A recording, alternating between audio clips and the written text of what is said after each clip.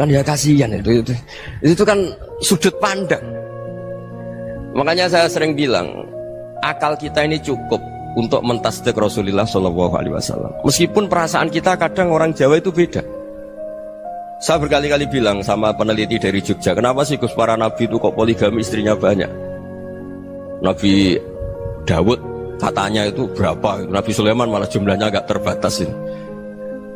Nabi Muhammad itu paling sedikit. Saya tanya gini, perempuan itu orang lemah, jadi kalau nolong orang satu gimana baik, kalau nolong orang dua ya lebih baik, ya sudah kira-kira seperti itu. Paling tidak akal kita masih tahu kalau orang baik itu kan mesti baik, nolong orang satu baik, nolong orang dua ya lebih baik, nolong orang tiga lebih baik. Tapi kalau kamu orang nggak baik, satu saja kamu terlantarin, kamu miskinkan, kamu ya tinggal diukur kan. Kalau orang baik nambah baik, tapi kalau orang buruk tambah buruk. Nah itu akal kita bisa menganalisis kenapa sih nikah itu ada yang poligami, ada yang enggak. Sudah ukur saja diri kamu. Misalnya kayak saya elek keriting, rabi terus, mau perbanyak wong elek, orang perilaku netok, raine dadi elek kabeh gitu.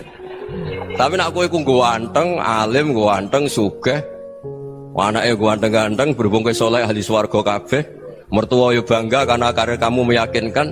Ini mertua kamu aja gak bangga mau nambah.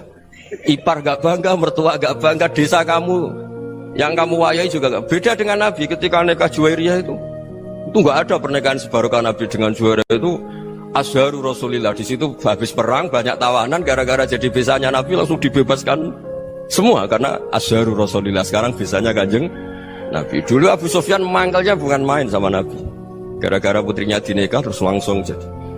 Kalau kamu kan enggak, nikah satu, nikah lagi, satu kampung musuh kamu karena istri pertama ya cemburu, yang kedua agak bangga. Wah itu selesai itu di dunia wal akhirah. Maksud saya nganalisis Islam itu harus pakai akal. Dan akal yang dipakai, ini saya bawa ke kitab Ihya, adalah pikiran-pikiran para ulama. Makanya ketika Imam Ghazali ketika ditanya fakaifa bi muslimin fasikin asawwaha fi jami'i amri, kalau kalian ketemu orang fasik, orang Islam tapi fasik, perilakunya nggak ada yang benar. Kata Imam Ghazali jawabnya lucu, aneh. Mamin muslimin illa wa islamuhu ta'ah. Tidak ada orang Islam kecuali dia mau Islam, membenarkan Allah dan Rasul itu sudah taatnya dia. Kok kamu tidak bisa melihat taatnya dia?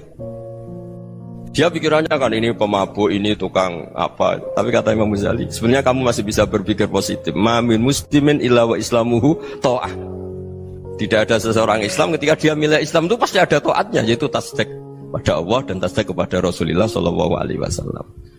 Jadi dengan pola seperti itu, maka di antara guru-guru kita yang modern ya di era Mbah Maimun, di sini ada Habib Ahmad, Habib Salim, syair yang sering dibaca beliau adalah ada orang munajat sama Allah. Ini cerita munajat. Itu orang itu ngendikan gini, ana muznibun, ana mukhtiun, ana asi, huwa rahimun, huwa ghafirun, huwa afi. Ya Allah, saya mukhti, saya orang yang salah. Ana mudnib, saya orang yang dosa. Ana asin, saya sering maksiat. Tapi engkau ya Allah, engkau ghafir, pemaaf. Engkau rahim, maha pengasih. Engkau afin, yang mudah memaafkan. Kata orang ini ya agak kurang ajar, tapi saking senengnya sama Allah. Qobal tuhunna salasatan bisalasat. Ya gini saja ya Allah, sifat engkau diadu dengan sifat saya. Engkau Tuhan, Gusti, nggak boleh kalah katanya. Terus wasatah liban ausofu ausofi, dan engkau pasti pemenangnya gitu. Jadi ada orang rayu Allah dengan cara seperti itu ya ada ya. Saya ini manusia, salah saya banyak. Engkau ampunannya banyak. Engkau Tuhan, Gusti, nggak boleh ampunan Anda, ampunan engkau kalah dengan salah saya. Nggak boleh Tuhan kok kalah. Jadi untuk supaya orang punya harapan gitu. Banyak juga wali-wali yang jadab ketika datang ke makam Rasulullah SAW. Itu kalau dongo ya agak kacau sebetulnya, cara syariat agak kacau. Ya Allah, engkau punya dua pilihan. Jika engkau menjadikan saya soleh, surah habibu, yang senang kekasihmu, yaitu Rasulullah SAW. Tapi jika engkau menjadikan saya fasik, surah aduuk, yang senang itu setan. Monggo jenengan mau menyenangkan kekasih jenengan, mau menyenangkan musuh jenengan, monggo jenengan bebas kok memilih. Mestinya Allah ya senang menyenangkan kekasihnya. Jadi ya, intinya Allah dipacar untuk menjadikan dia orang soleh gitu. Jadi kayak kemarin itu Pak Gus siapa yang kesini itu, kuliah kesini itu sama Habib Ahmad. Saya pertama nggak mau, lama-lama Habib Ahmad, ini gimana Gus? Orang taunya saya dekat jenengan, kalau nggak kasih saya waduh. Ini kayak doanya wali yang tadi. Nggak punya pilihan, nggak ada pilihan ini. Jadi saya mohon muhasabah itu dimulai cara berpikir. Makanya di sini sebetulnya tag ini supaya dapat barokahnya Ihya. Ini kitab yang disenangi para habaib, para ulama. Sebetulnya tag di muhasabah itu redaksinya gini ya, yang lengkap. Hasibu anfusakum qabla an tuhasabu wazinuha qabla an tuzanu wa tahayya'u lil ardil akbar. Jadi ada kata wazinu, jadi ukur. Perilaku Anda ini diukur, ditakar. Misalnya kita sebagai suami kan ya punya hal-hal yang kita tidak ideal. Corong Jawa mesti pesek, cara rezeki ya pas-pasan. Dan kita juga kalau makanya agak boleh tanya istri begini, apa saat cinta pertama Anda? Pasti Anda kecewa. Orang jadi istri hanya korban terakhir itu. Sudah. Karena orang kalau ngelamar kemana-mana gak jadi, yang jadi istri itu pasti korban terakhir itu. Jarang istri pilihan pertama, jarang. Ayo semua yang nikah. Rata-rata itu pilihan Anda pertama Pak, dari sekian ditolak di mana-mana terus. Ya perempuan terakhir. Kamu juga korban terakhir. Gitu. Itu wali-wali dulu kalau ngandani kita itu sederhana. Antal ini masyhur diceritakan Habib Zain bin Semit dalam kitab Al-Manhajus Sawi. Antalam tajid min nafsika kullama turid. Fa kaifa turidu min ghairika kullama turid. Kamu yang ingin ideal saja kamu tidak menemukan pada diri kamu untuk menjadi ideal. Kamu kan ingin ganteng, ingin punya uang banyak, ingin perilaku Anda sempurna. Anda saja yang punya keinginan tidak bisa mewujudkan keinginan Anda sendiri. Fakaifa turidu min ghairika ma turid. Jadi antalam tajid min nafsika kullama turid. Fakaifa turidu min ghairika kullama turid. Kamu yang punya keinginan saja. Misalnya saya ingin punya uang banyak, perilaku saya selalu benar, gak pernah salah. Loh, saya yang ingin saja dengan diri saya gak bisa untuk benar terus. Kok kamu berharap orang lain selalu benar? Jadi antalam tajid ya sama. Kalau kamu menuntut istri kamu itu ramah, neriman, apa kamu neriman sama wajah istri Anda gitu? Engkau ya pola neng dindi jajaki sana jajaki sini, kamu sendiri tidak kona apa. Jadi itu nasihat yang luar biasa. Antalam tajid min nafsika kullama turid, fa kaifa turidu min ghairika kullama turid. Kamu mau menghormati semua orang? Tidak mau kan? Kemudian Anda berharap semua orang menghormati kamu. Kamu tidak ingin kan orang lain semua menghujat kamu. Sementara kamu enak aja menghujat orang lain. Makanya Rasulullah SAW luar biasa ketika bikin kaidah sosial. Apa la yu'minu ahadukum hatta yuhibba li akhihi ma yuhibbu li nafsihi. Jadi kalau ukuran iman itu sederhana. Kalau sesuatu itu baik, nyaman bagi Anda ya bayangkan itu pada teman Anda. Misalnya Anda bangun tidur sudah acak-acakan, gak punya uang, utang jatuh tempo, kan gak ingin ketemu orang. Ya kamu jangan bertamu ke jenis ini karena kalau dengan kamu yang alami juga gak siap ketemu orang. Makanya ada Habib Alim itu dilapuri sama seseorang. Beb, dulu teman saya itu ketika saya kaya itu sering main ke saya. Setelah saya miskin, mereka tidak main ke saya. Kata Habib itu bagus, sunnah Allah begitu itu bagus. Coba kalau kamu dulu kaya, teman kamu main kan kamu gaya. Di rumah ada makanan, bisa hormat tamu. Setelah kamu miskin jadi buruh manol di pasar atau buruh bikin boto, teman kamu datang, malu enggak kamu? Mendingan gak datang gitu. Akhirnya baru, oh ya alhamdulillah kalau gitu. Loh ya kan dulu teman kita datang, kita ada Alphard, istri cantik, rumah bagus lah, kita miskin, buruhnya orang pas dibentak-bentak, teman kamu udah datang. Milih datang kamu enggak kalau setelah kamu jatuh? Enggak kan? Jadi barokahnya ilmu itu terus. Ya, tapi kadang-kadang orang tuh, wah setelah saya miskin teman-teman enggak kasih ke sini. Ya kalau kamu sudah jatuh, teman-teman kamu ke situ jadi tontonan. Ya mulai sekarang cara berpikir itu dirubah.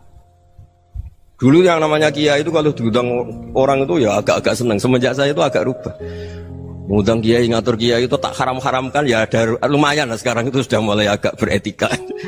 Dulu itu ngundang tuh tanggalnya ditentukan, jamnya ditentukan. Enggak mikir apa kiai saat itu nganggur, enggak. Punya wadifah, enggak. Dia milih tanggal yang dia nganggur, enggak mikir pas itu kiainya nganggur apa. Enggak. Ya saya hanya cerita aja, kamu tersinggung ya monggo, boten ya monggo itu kan.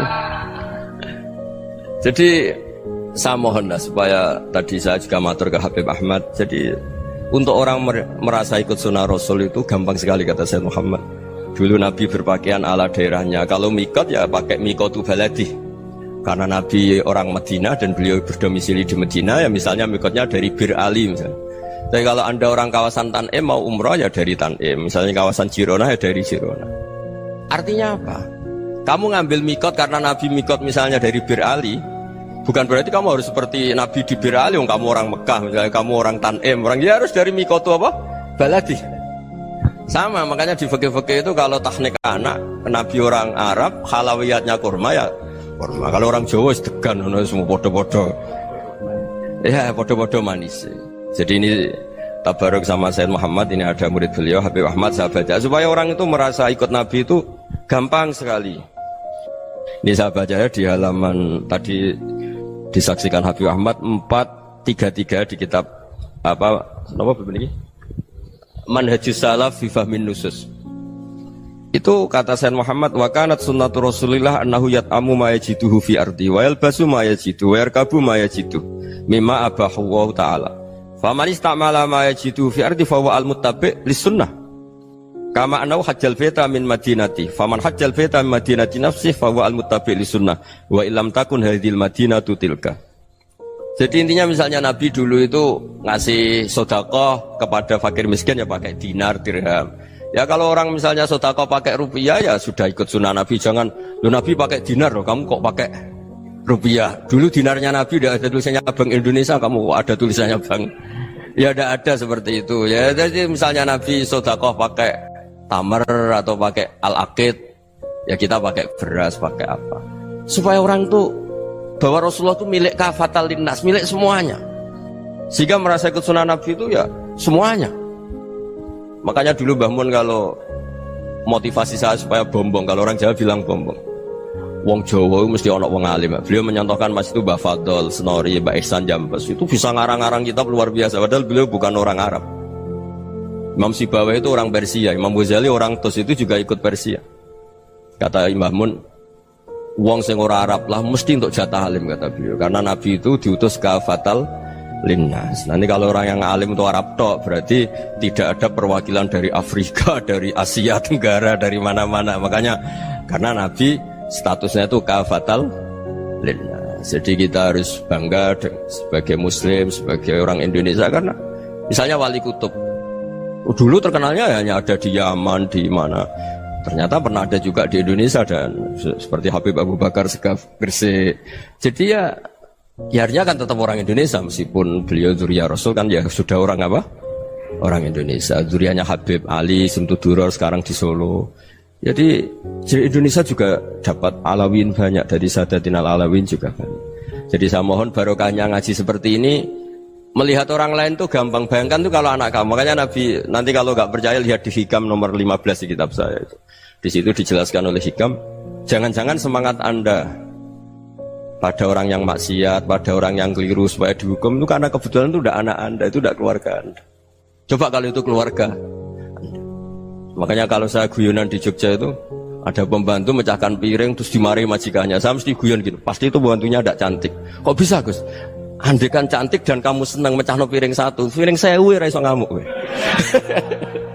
Ternyata ngamuknya tuh karena mecahkan piring apa karena plus tidak cantik? Coba jawab para lelaki ini.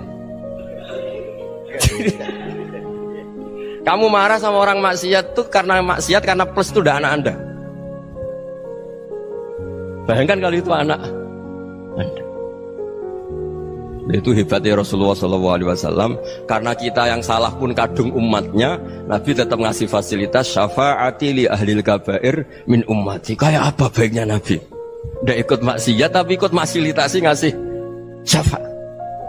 Loh kalau li ahlil ibadah kan wajar, Nabi ketika ini syafaati li ahlil kabair min ummati. Ya karena tadi logika yang dibangun Rasulullah itu logika yang luar biasa. Kita semangat orang lain kena hukuman itu karena kita tidak punya ra'fah, tidak punya rahmah. Coba kalau Rasulullah yang bil mu'minina ra'ufur Rahim. Semangatnya itu mendoakan supaya tobat, mendoakan diampuni. Dan itu juga yang diperintahkan oleh Allah Subhanahu wa taala, wastaghfir li dzambika walil mu'minina wal mu'minat. Ya semoga barokahnya ngaji ini, barokahnya Habib Ahmad, barokahnya Maulid Simtud Duror, barokahnya semua kitab Madaih, Tiba Berjanji semuanya, barokahnya Ikhya, barokahnya Said Muhammad, barokahnya guru kita semua, Mbah Maimun, bapak saya. Kita ini ngikuti manhaj, ya, ngikuti apa? Manhaj. Saya sering didhawuhi Mbah Mun, kenapa ihdinas siratal mustaqim bukan siratoka? Bukan jalan engkau ya Allah, karena Allah itu nggak bisa kamu tiru. Allah itu tidak tidur, tidak makan, tidak kesel, tidak capek. Yang bisa ditiru itu siratal ladzina an'amta alaihim. Yang bisa ditiru manusia ya niru manusia. Karena Allah itu tidak bisa ditiru, makanya ihdinas siratal mustaqim siratal ladzina. Dan niru siapa? Niru guru-guru kita. Termasuk niru cara pandang. Jadi misalnya ada orang awam di rumah itu hanya delok reng, delok tikus liwat, itu kan kayak nganggur. Kok ora tahajud malah mendelok reng. Melihatnya jangan gitu. Huwa tarokal ma'asiyah. Dia di rumahnya ndak dugem, ndak kemana-mana. Dia berarti malam itu tarkul ma'asi. Tidak nyopet, tidak garong, tidak ke tempat maksiat. Susahnya apa sih husnudzon? Jadi jangan lihat huwa tarkut tahajud, huwa tarokat tahajud, wa taroka qiyamal lail. Oke ya, namanya orang begitu ya tidak tahajud, tidak qiyamul lail. Tapi susahnya apa sih kamu bilang huwa tarokal ma'asiyah? Dia juga meninggalkan maksiat, dan tarkul maksiat itu tuh ibadah. Supaya orang tuh gampang lah husnudzon sama orang muslim. Ini orang mukmin, orang yang luar biasa. Di mata Allah itu orang yang luar biasa. Kayak tadi Imam Ghazali, kalau saya ketemu orang muslim kemudian dia tidak pernah baik, gimana? Kata Imam Ghazali, ma min muslimin illa wa islamuhu ta'ah. Tidak ada orang Islam ketika dia mentasdihkan Allah dan Rasulullah, berarti dia juga punya taat. Ya ini latihan saja, sing iso nglakoni Habib Ahmad kula namung cerita mawon.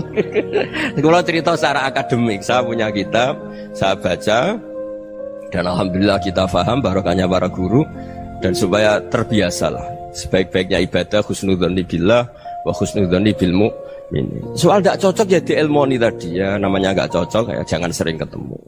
Seperti Rasulullah SAW, beliau karena sangat mencintai Said Hamzah, ketemu orang yang pernah begitu sama Said Hamzah ya beliau secara basyariah tidak siap. Tapi beliau secara cara bahasa sekarang, secara profesional, karena beliau seorang nabi dan harus menerima tobatnya siapapun ya diterima. Saya meskipun dengan A, B gak cocok karena dia begini-begini sama saya, tapi saya ingat dia sholat, dia baca sholawat, dia mencintai Rasulullah, ya kita hormat. Ya soal gak cocok ya di manage tadi ya, zurhiban tasdad huban. Kalau gak pati cocok ya jangan sering ketemu, bawaannya enak nanti. Ya semuanya itu diilmoni lah.